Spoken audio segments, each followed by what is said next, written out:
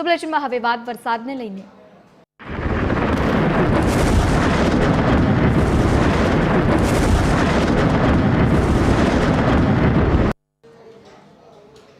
અમદાવાદમાં ફરી એકવાર વરસાદી માહોલ જામ્યો છે। શહેરભરમાં અલગ અલગ વિસ્તારોમાં વરસાદને લઈને સમાચાર સામે આવ્યા।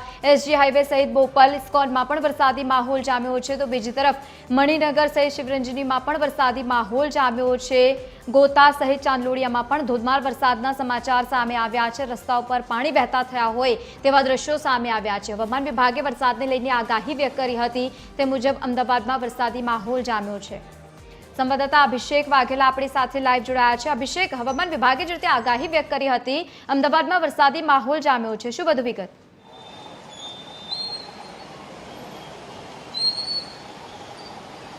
બિલકુલ લવલીન, વાત કરીએ તો થોડા વરસાદના વિરામ બાદ હવે મેઘરાજા જે છે તે ફરીવાર ધમાકેદાર બેટિંગ જે છે તેની શરૂઆત જે છે તે કરી છે।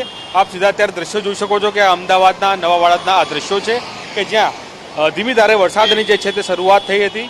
મહત્વનું કહી શકાય કે જે પ્રકારે હવામાન વિભાગ તરફથી પણ આગાહી કરવામાં આવી હતી કે તેને લઈને અત્યારે હાલ આપ સીધા દ્રશ્યમાં જોઈ શકાય છે કે શહેરના પૂર્વ અને પશ્ચિમ વિસ્તારમાં મોટાભાગના વિસ્તારો એવા છે કે જ્યાં વરસાદી માહોલ જે છે તે હાલ જોવા મળી રહ્યો છે।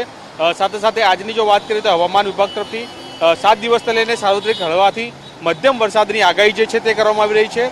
તેનું મુખ્ય કારણ કે આગામી 24 કલાક ઉત્તર અને ગુજરાતના સૌરાષ્ટ્રમાં અતિ ભારે વરસાદ જે છે તે પડી શકે તે પ્રકારની સંભાવના વ્યક્ત કરવામાં આવી રહી છે। સાથે સાથે મહત્વનું કહી શકાય કે એક પછી એક વરસાદી સિસ્ટમ જે છે તે સક્રિય થઈ છે। તેની જો વાત કરીએ તો ઉત્તર પૂર્વમાં અત્યારે હાલ રાજસ્થાન તરફથી એક મોન્સૂન ટ્રફ પસાર થઈ રહ્યું છે, જે ડીપ ડિપ્રેશનમાં ફેરવાયું છે અને તેના કારણે થઈને અત્યારે હાલ આપણા અમદાવાદમાં વરસાદી માહોલ જે છે તે જોવા મળી રહ્યો છે। સાથે સાથે વાત કરીએ તો અમદાવાદ અને ગાંધીનગરમાં આજે ગાજવીજ સાથે હળવાથી મધ્યમ વરસાદની આગાહી કરવામાં આવી છે।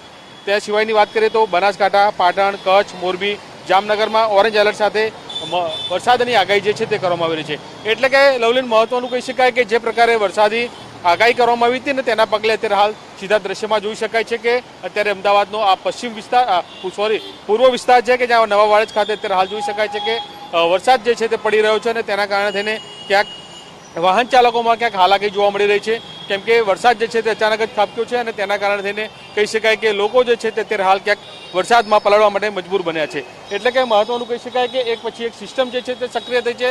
અત્યારે હાલની સિસ્ટમની વાત કરીએ તો રાજસ્થાન ઉપર જે પ્રકારનું મોન્સૂન ટ્રફ પસાર થઈ રહ્યું છે અને તેના કારણે થઈને અત્યારે હાલ શહેરમાં વરસાદી માહોલ જે છે તે જોવા મળી રહ્યો છે।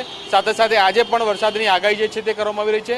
મહત્વનું એ કહી શકાય કે અમદાવાદ અને ગાંધીનગર સિવાય પણ રાજ્યમાં સાર્વત્રિક વરસાદની આગાહી જે છે તે કરવામાં આવી છે અને તેના પગલે અત્યારે હાલ સીધા દ્રશ્યમાં જોઈ શકાય છે કે વરસાદી માહોલ જે છે તે આપણા અમદાવાદ શહેરમાં જોવા મળી રહ્યો છે।